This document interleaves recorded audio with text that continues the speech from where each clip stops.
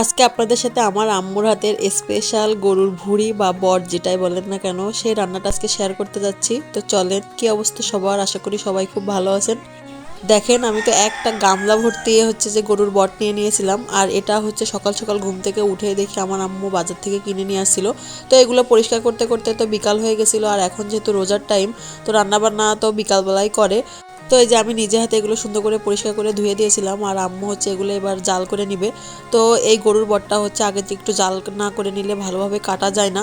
তো আম্মু এটাকে যে লবণ হলুদ দিয়ে সুন্দর করে জাল করে নিচ্ছিল, তারপরে আমি এই যে কুচি কুচি করে কেটে নিয়েছিলাম। আর এটা দেখতে কিন্তু বেশ লোভনীয় লাগতেছে এখনই। আসলে গরুর বট আমার এত ভালো লাগে, আমি প্রায় টাইম হচ্ছে এটা খাওয়ার ট্রাই করি, কারণ আমার খুবই পছন্দের একটা জিনিস। অনেকে হয়তো এটা খায় না, কিন্তু আমার জানার মধ্যে খুব কম মানুষই এটা হচ্ছে খায় না।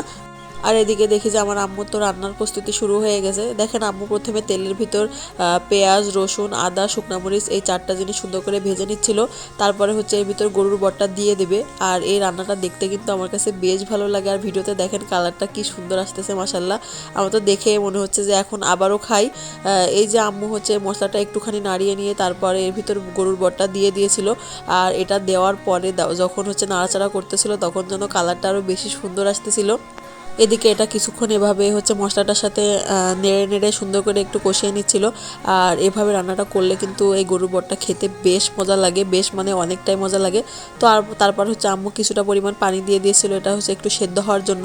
আর এদিকে এই যে আমি সুন্দর করে কুচি কুচি করে আলু কেটে দিচ্ছিলাম, এই ভুড়ির সাথে আম্মু অ্যাড করবে এই জন্য।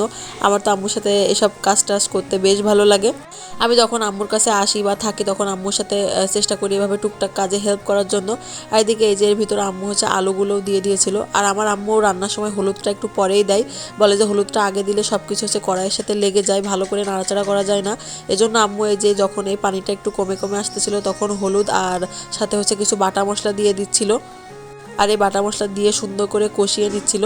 আর এটা কষানো হলে কিন্তু খাওয়ার জন্য আমার তো জিভেতে পানি চলে আসে। আপনারা কে কে গরুর বট খেতে পছন্দ করেন অবশ্যই কিন্তু আমাকে জানাবেন। আমি তো এটা রুটি দিয়ে খেতে বেশি পছন্দ করি। আমার কেন জানি মনে হয় গরুর ভুঁড়ি রান্না করলে সেটা রুটি দিয়ে খেতে আরও বেশি ভালো লাগে।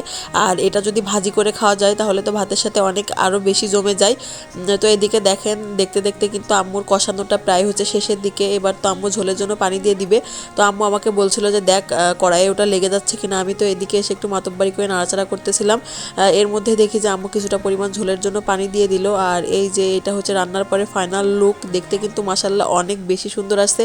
আর খেতে এত বেশি মজা হয়েছিল যেটা তো বলার মতো না। আমার তো অনেক বেশি ভালো লাগতেছিল খেতে, মনে হচ্ছিল যে রোজা যদি না থাকতাম তাহলে হয়তো সব আমি একাই খেয়ে ফেলতে পারতাম। কিন্তু রোজা রাখলে আসলে সব কিছু অনেক বেশি বেশি খাওয়া যায় না, ইচ্ছা থাকলেও।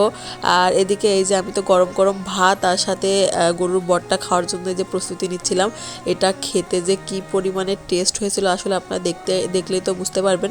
তো আপনাদের কার কার কাছে আমার ভিডিও ভালো লাগে অবশ্যই কিন্তু কমেন্ট করে জানাবেন। আর আমার ভিডিও ভালো লাগলে আমার পেজে একটা ফলো দিন। আজকে এই পর্যন্ত, আল্লাহ হাফেজ।